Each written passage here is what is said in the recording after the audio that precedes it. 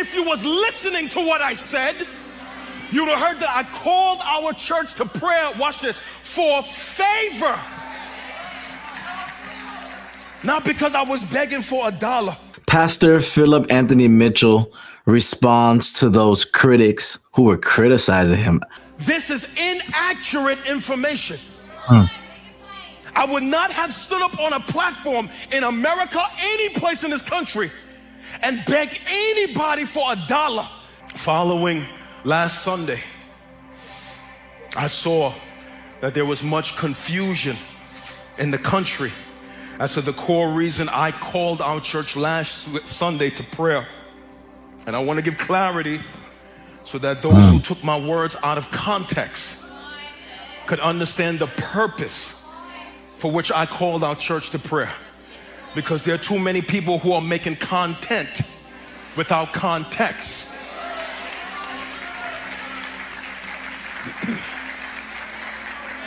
Our church has rapidly grown by the thousands over the last couple months. And as a result of that, it has stressed this facility and this community, okay?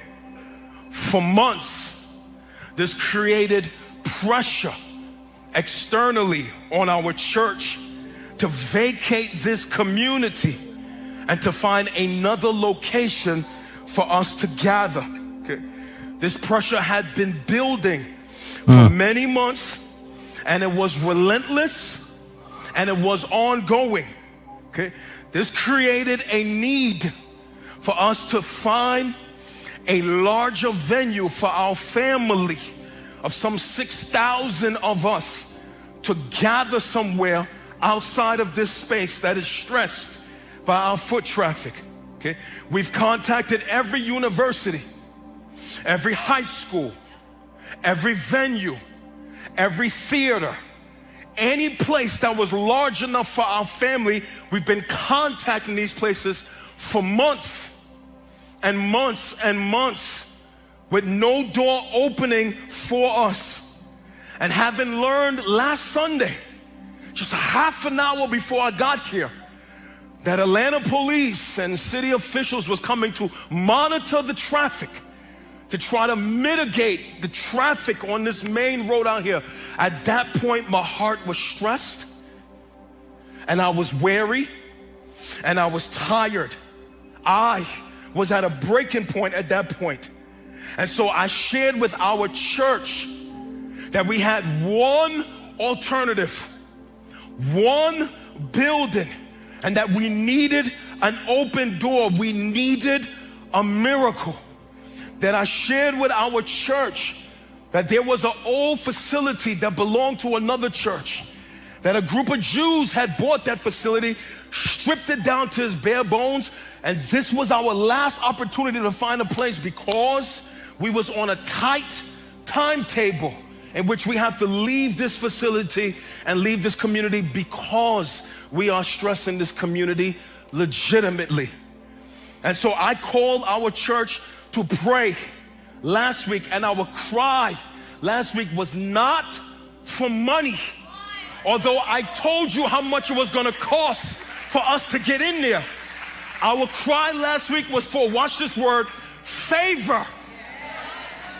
To do in the hearts of those Jews what money could not do, was that move on their hearts to accept our contract and open a door for our large family to gather. Many people took my words out of context and spent the whole week creating false narratives that I stood on a platform and was begging people for money. Family, listen to me. That is a gross mischaracterization of who I am as a man, and it was a gross taking out of context my words. It is to assume that we have been poor stewards. It's to assume that God has not been financially kind to our church. And it's to assume that the gift of one person could deliver us from our troubles. This is inaccurate information. I would not have stood up on a platform in America, any place in this country, and beg anybody for $1 For you have no record in 12 years of pastoral ministry. Not a sermon, not an event of Philip Anthony Mitchell ever standing on a platform and begging people for money like our church is in trouble. I'm the same person, the same pastor that had a service in an arena and took up no offering.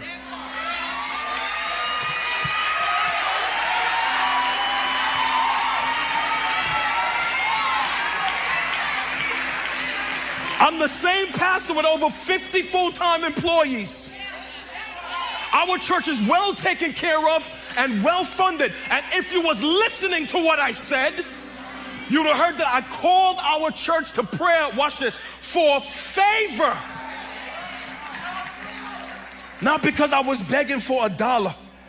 The idea that I would do something like that is a gross mischaracterization of who I am as a man. And if I gave off the wrong impression to anybody, then I apologize. And I want to remind every single person who was calling our name falsely, that God has taken care of this church, that we've never been without a need that was taken care of ever in the history of our church. And this part right here, since you like to make videos, make a video about this part right here.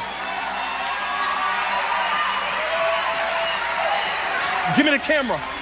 Make a video about this part right here. That the pain you heard in my voice last week was not the pain for a dollar. That is ridiculous that I would shed that many tears on a platform for money. The pain you heard in my voice last week was the pain of a father that was concerned that he would need a roof over the head of his children in 2 months from now.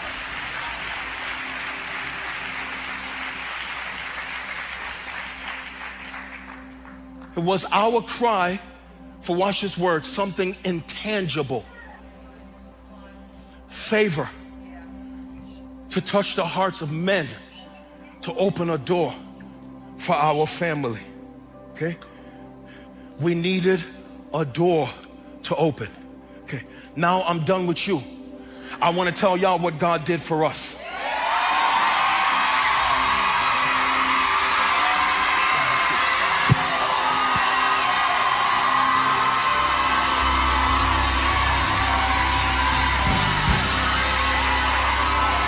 Pastor Philip Anthony Mitchell responds to those critics who were criticizing him.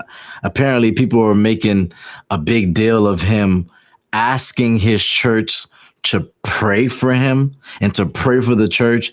And they took his words and used it against him, talking about he was out here begging for money. I can't believe these people would do something like that. Like, what is going on with the Christian community online? And it's hard for me to even say that they're a Christian, because how can you be Christian and be comfortable with gossip? A Christian cannot be comfortable with gossip, because one of the things that God hates is a lying tongue. Y'all can fact check me. Proverbs chapter 6 or 7 is one of them. But I know if there's one thing that the Lord hates, is a lying tongue. And there are so many liars out there who are looking to be against the gospel work, especially the work that 2819 Church is doing in the city, in their community, and globally. Family, it's just sad that my brother has to come online to address the critics. And by the way, I am in full support of Pastor Philip Anthony Mitchell. Let's make this clear. I love what the brother is doing. He is God's servant. He is a man of God. And I can't believe, you know what? I can't believe it, because the Bible tells us this, that they first hated Jesus. Jesus said in John chapter 15, verse 18, he says, if the world hates you, keep in mind that it hated me first. That's why I'm not surprised that a lot of haters are hating on 2819 Church, hating on Pastor Philip Anthony Mitchell. They got nothing good to say. And all I can say is I appreciate this brother for being an example to the believers in word and deed, in his preaching. Like, how can you why is it that you got something negative to say? Like, if you don't have prayers for Pastor Philip Anthony Mitchell, keep your mouth closed. Like, why do these YouTubers and online critics and blogs and these so-called Christians, I gotta call them that sometimes, because they're not behaving like one. Because here's what the scripture says. The scripture tells us that they will know that you are my disciples by your love for one another. How you claim to be a disciple of Jesus Christ and not be known for loving others that follow Jesus Christ. This is why we need to be careful with who we follow online, because people who are known for bashing people online, we cannot follow those people. Why? Because they are discouraging people from coming to church. They're making the church look bad. And who wants to be among people that make the church look bad? The church was supposed to represent the love, the grace, the beauty of Jesus Christ. And yet a lot of people online are making Christianity look ugly. Let's change that, y'all. Let's be about love. Let's be about the mission. Let's be about unity. Let's stop throwing stones at each other.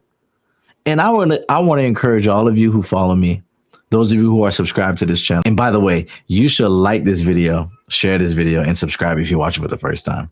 But for those of you who been following me for a long time, if you follow people who only talk down on pastors and leaders, you should unfollow those people fast, because those people are tainting your heart and they're making you dislike the church unintentionally. And you don't even realize it, because if you keep letting negativity feed your spirit and feed your soul, you're going to wonder why you wake up one day just not liking the church or not liking pastors. No, you were meant to love those who labor among you. Honor those that labor among you, not ridicule them, not talk behind their back. It's sad that we got to talk about this, because we're supposed to be the church. And now the church is against each other. Man, whatever to those people, man. Congratulations to 2819 Church. I'm excited for their future. I'm excited for their next. Man, 2025 is actually going really well for them. What the enemy meant for evil, God turned it around for their good. I'm so glad. Shout out to 2819 Church. God bless their church. God bless their pastor. I'm excited to see what God's about to do. Let me know what y'all think in the comments.